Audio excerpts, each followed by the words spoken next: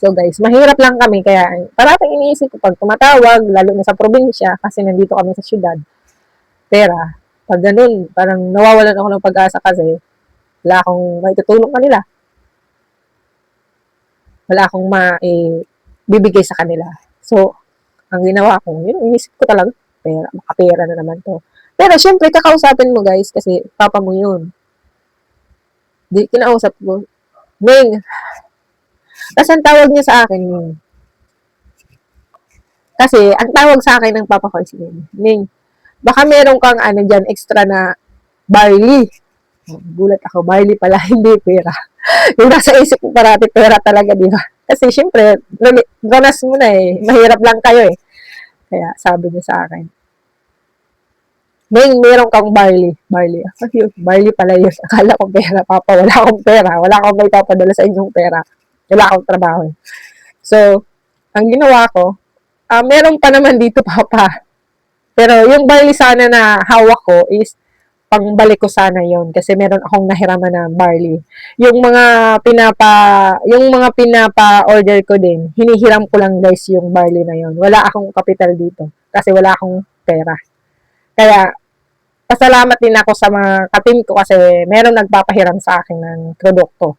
Dahil kung wala, ano naman yung maitutulong ko sa mga gustong mag-take nito kasi credit yung ginagawa nila sa akin.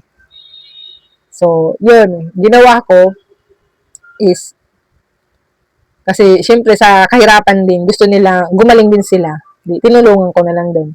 Mabuti at meron ding mabait na katim namin na pinapahiram din kami ng produkto. Tapos after nun, bibili ka rin ulit, ibabalik mo rin sa kanila. Syempre, para makahiram ka ulit ng pang-pa-order mo na naman. So, ayun guys, anong tawag niya sa akin? Yung may barley ka, bakit papa? Anong sabi? Kasi si kapatid mo, ipatry natin yung barley, baka matigil siya sa pag-aaral. Kasi yung sakit niya, tuberculosis.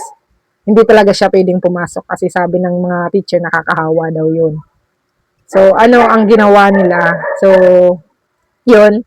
Sabi ko, sige, padala ko muna to yung nandito sa akin na barley. Pinadala ko yung guys na barley sa kanila.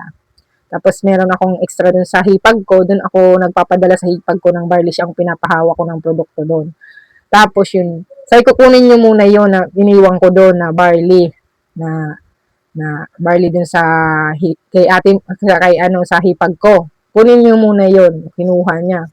So guys, pakakuha niya yung take siya ng take. Sabi ko, araw-araw wag kang titigil na isang araw hindi ka iinom niyan. Kasi sabi niya sa akin, ate, yung mga gamot, ang lalaki. Hindi ko ata to kaya inumin, ang lalaki nito. Sabi ko, sige, tiyagaan mo kasi para lang gumaling ka. Oh. Yun, tapos yung barley, inumin mo yung araw-araw.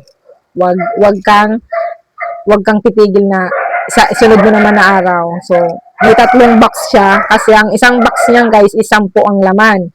May 3 box siya na laman. So, sabi ko, ubusin mo yan na 3 box. Kasi 1 month yung sa kanya na kung once na mag-clear yung kanyang sakit, pwede pa siyang mag-continue sa pag-aaral guys.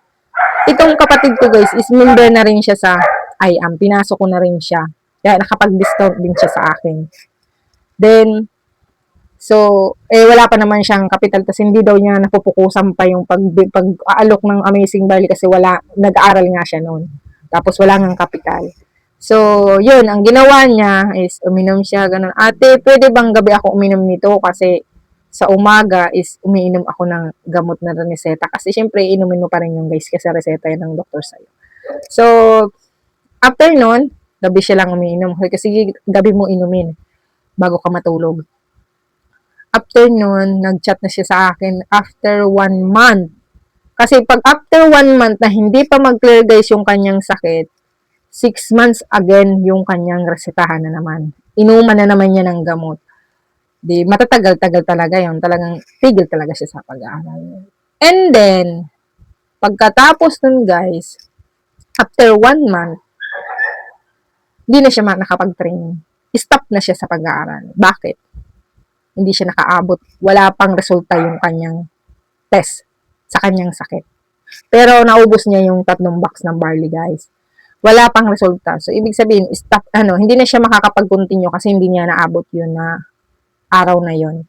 Hanggang ngayon kasi hindi pa binibigay yung resulta sa kanya kasi hindi pa siya nakapag-follow up, check up. So, sinabihan na siya na magpahinga na muna. Pero, i-continue yung guys sa sunod, pero ganun pa rin. Graduating pa rin siya sa sunod na taon.